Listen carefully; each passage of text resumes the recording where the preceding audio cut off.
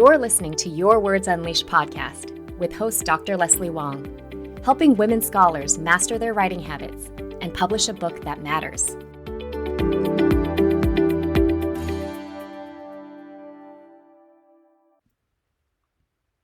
Hi, writers. Somehow we've made it to August. And you know what that means for most academics? Summer is over, baby. It's time to get your head back into the game when it comes to teaching and course preparation. Summer's like an hourglass that starts out wonderfully full, and then all of a sudden you look over at it and realize the final grains of sand are about to pour out. I've had an extremely busy couple of months because my clients are busting their butts trying to get as much writing done before their teaching and service commitments ramp back up. Some of my clients teach 4 courses per semester, or are running their department's graduate program, or even chairing their departments. There is a lot of work to come, and they're anxiously anticipating the onslaught. Many folks return to teaching in mid to late August, which means they need to factor in a lot of time for course prep into the 2 to 3 week period beforehand. At least half of their work schedule will now be taken up by creating or updating syllabi and assignments, monitoring enrollment, uploading readings and other materials to Blackboard or Canvas, etc., etc., etc. I remember spending many hours preparing for classes, even during those semesters where I was repeating a course I had already taught. Figuring out the schedule of lectures and assignments and exams, updating readings, arranging guest lectures or films for when I would be traveling, all of that took up precious work time.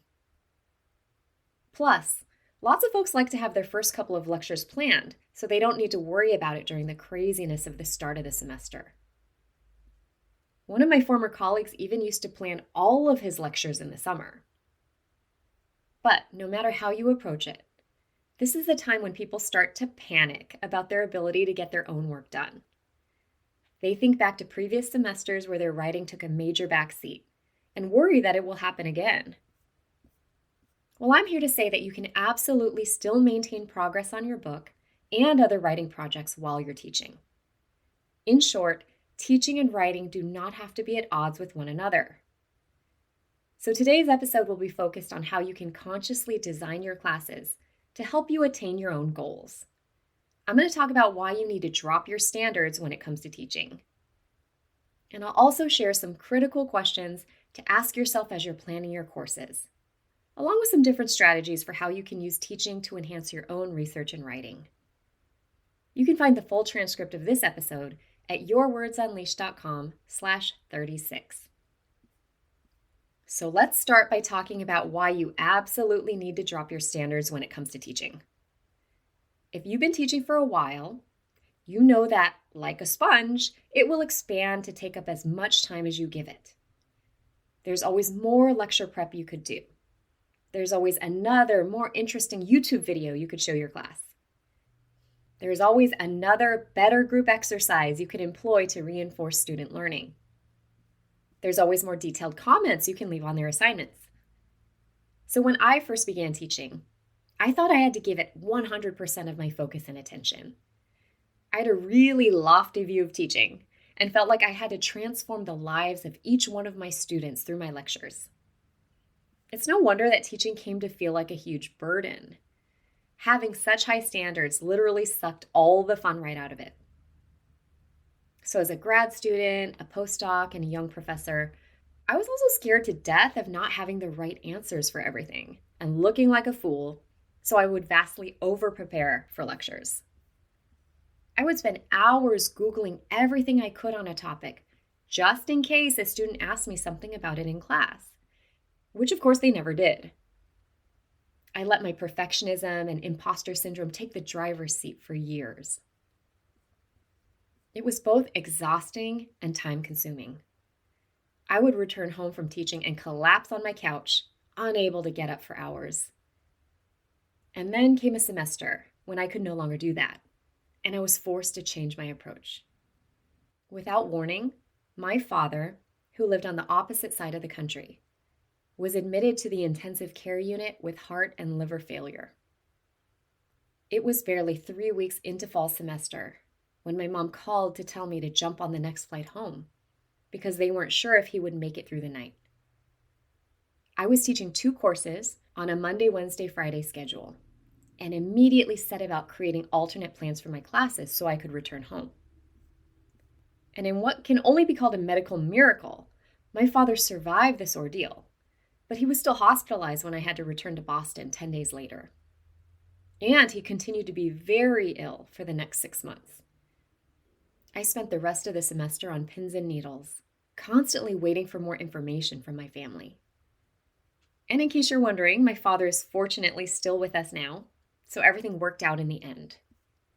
But during that all-encompassing family crisis, teaching had to take up less time and headspace for me, or else I would not be able to function. So what did I do? I dropped my standards to allow me to still do my job and be able to leave to help my family for a few days if need be. I put exams online instead of having them in person. And this was pre-pandemic, so it was a big deal. And I should add, a number of other instructors in my department ended up doing this after I did, once they saw that it could work just as well. And it also provided more flexibility for our commuter student population. I showed more films. I reused as much material from previous classes that I could. I asked more people to guest lecture. However, I wanted to make sure I wasn't overburdening my colleagues, so I asked them to give a lecture they'd already prepared before. I also shared with my classes, one of which was a large lecture course of over 100 students, what my family was going through and asked for their patience and cooperation. And you know what happened? I received the best evaluations of my career. I also really bonded with many of my students in a deeper and more authentic way. This experience showed me a few things. The first was that I was holding myself to impossible standards for no good reason.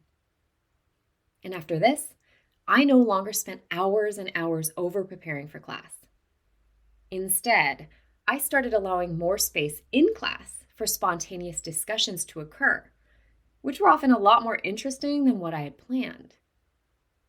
The second is that students are often much more understanding than you might assume, if you're willing to be vulnerable and show them your humanity.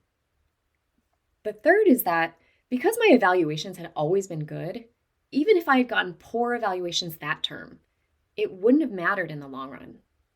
Everyone has an off semester. We're just human. So after that experience, when I planned my courses, I started asking myself 2 important questions. The underlying priority of these questions was ensuring I fulfilled my obligations to students without overtaxing myself.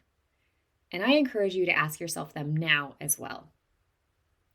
Number 1 is, when it comes to teaching, what percentage effort am I going to devote to it so I can still prioritize other personal goals, especially my writing?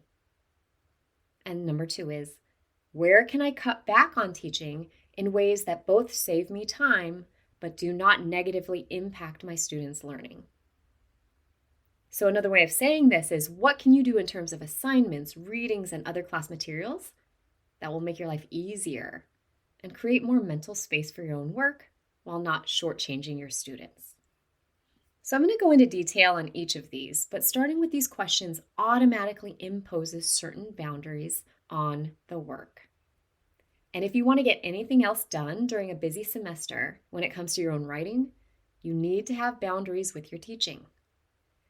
These questions might make you feel uncomfortable because they're putting your own needs and priorities first rather than those of your students. But I consider teaching to be similar to parenting, in that if you don't take care of yourself first, you will do a much poorer job of caring for others. You will probably burn out and or become quite resentful that you're not able to achieve other things that are important to you.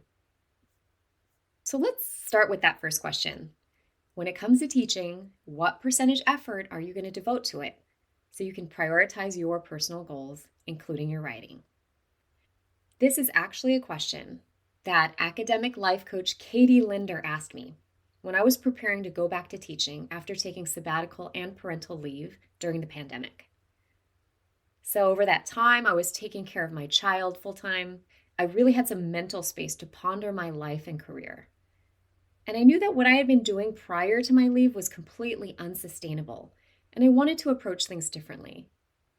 So I talked to Katie about how to be more strategic about using my limited time and energy. Now, I had already published 2 books by then, so I wasn't as concerned about my writing time. But I was terrified of teaching swamping everything else that was important to me. So with Katie's prodding, I decided I was only going to give 70% effort to my teaching. She then asked me what 70% actually looks like in practice, and I was totally stumped.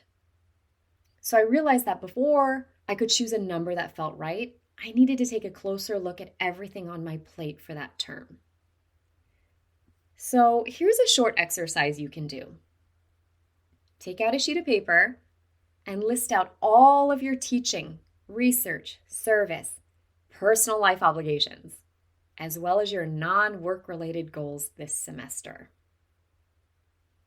Then honestly assess how much time and effort each of these will take. Now that you have your responsibilities laid out before you, what's the percentage effort you want to give teaching so that your personal goals, especially your writing, can stay front and center? Choose a number. Of course, I recognize that this depends on how much teaching experience you have and your position in the university. If you're new to teaching, if you have a very high teaching and advising load, if you're teaching new courses, and or you're a lecturer who is precariously employed, then your percentage effort will need to be much higher. But if you were like I was, someone who had been teaching a long time and was often able to repeat the same courses, I could choose a number that suited my life better. And maybe you're in this camp as well. So this gets us to the second question.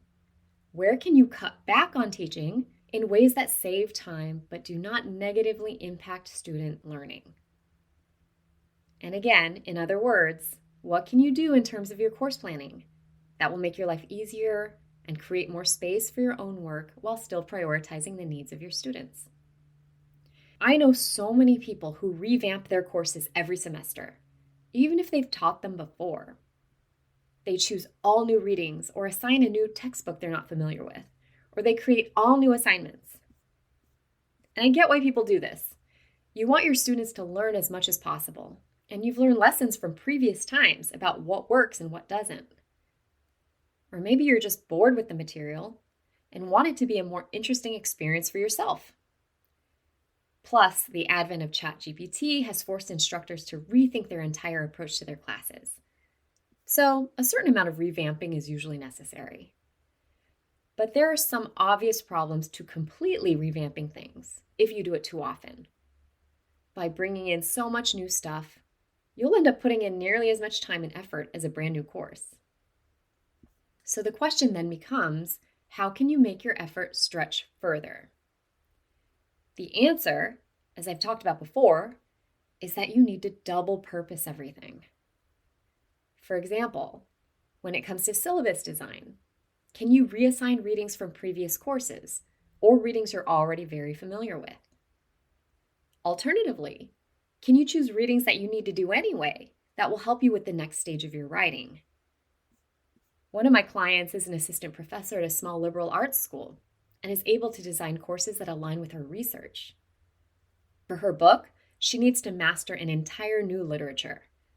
So she's geared one of her courses in the spring around this goal. Other ideas for double purposing include showing films or shows you've taught before. And you also will want to think about how you might be able to utilize your students' help with your research. A couple of ideas include having your students do research projects that will provide some insight into your own topic. And I know a lot of schools really prize having faculty incorporate students into their research. So you can observe which students really excel at their class projects and then consider hiring them as research assistants for your own work when the course is over. Another idea is having your students read your work in progress, which many of my clients do. One of my clients is assigning some of her book chapters that she's still working on to students in an advanced seminar this fall. Others share papers or chapters in progress with specific graduate students or undergrad mentees with great success. Of course, this means you need to choose students who you know are on the intellectual level of the material. But rather than thinking of it as just enlisting their help, you can think of it as a reciprocal exchange. This is an opportunity to teach students how the sausage is made, as they say. They can watch a paper take shape over time and play a role in helping it have a clear argument and implications.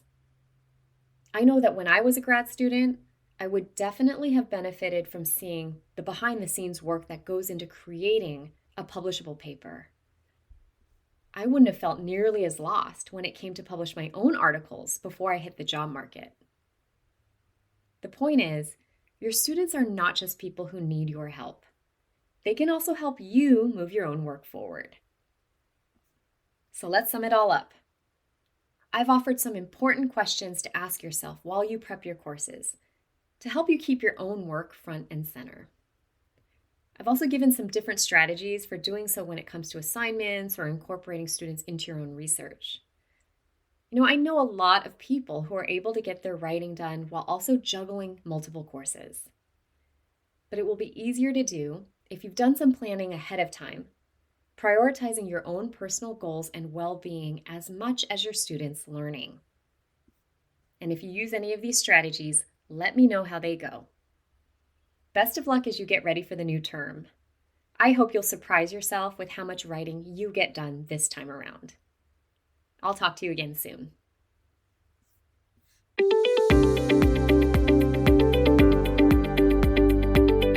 Thanks for tuning in to Your Words Unleashed podcast. If you enjoyed this episode, please share it with other writers or leave a rating and review. To find the full transcript and catch all the latest from me, check out my website, yourwordsunleashed.com. I'll talk to you next time.